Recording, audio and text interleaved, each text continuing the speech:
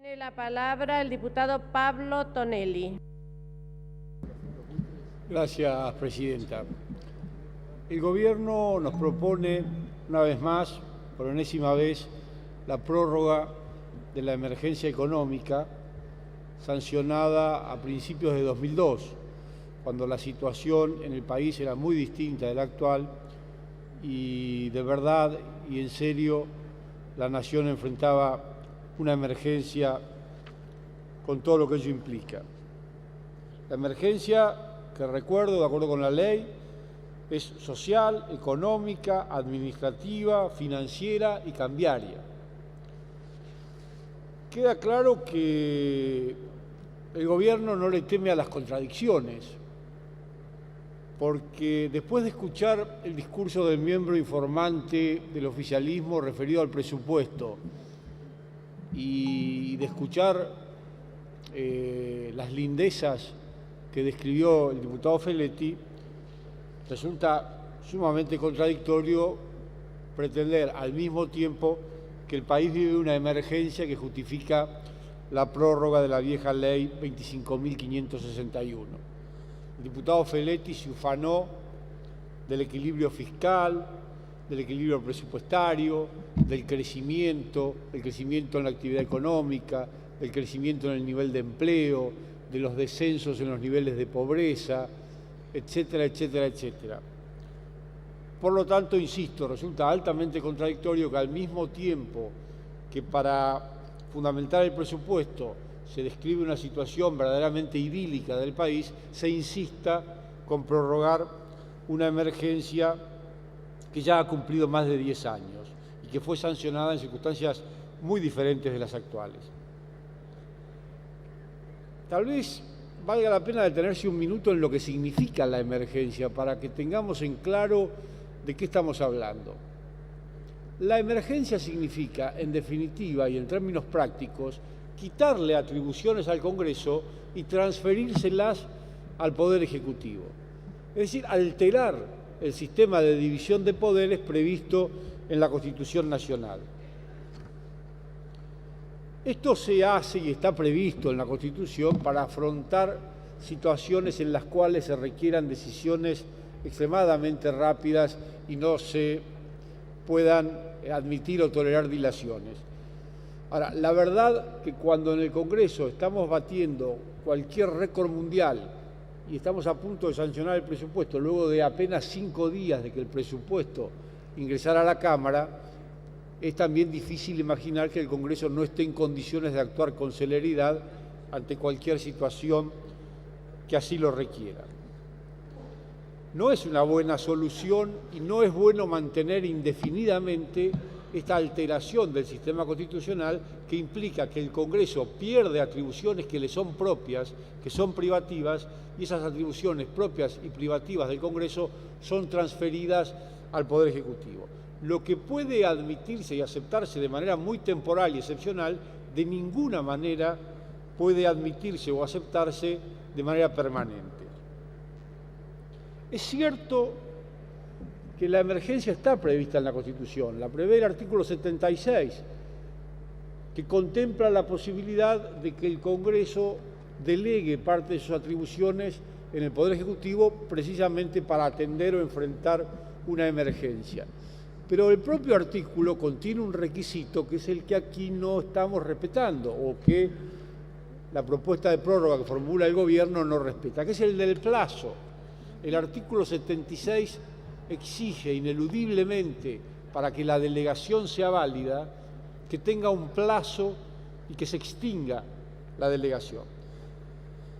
Esta delegación ya de por sí tiene un plazo que de exiguo no tiene nada, porque la propuesta es prorrogar por 2 años la emergencia, pero si esos 2 años, que ya de por sí son excesivos, le agregamos los 11 que hace que rige la emergencia, queda bien en claro que el requisito constitucional queda absolutamente desnaturalizado y violado. La Corte Suprema inclusive ha admitido, es cierto, la emergencia y la delegación de atribuciones excepcionales en el Poder Ejecutivo durante la emergencia.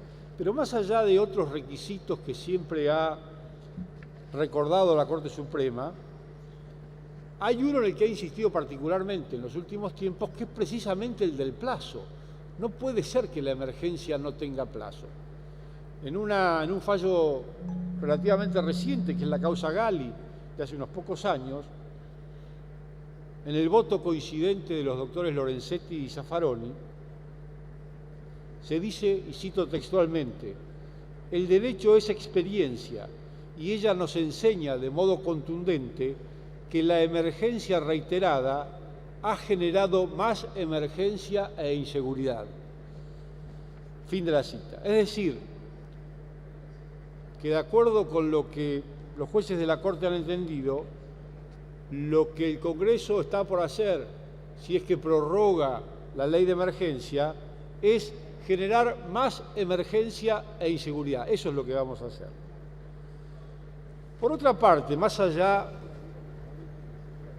de que no se respeta el requisito constitucional previsto en el artículo 76 referido al plazo, tampoco se respetan algunos requisitos previstos en la propia ley de emergencia en su redacción originaria, la ley 25.561.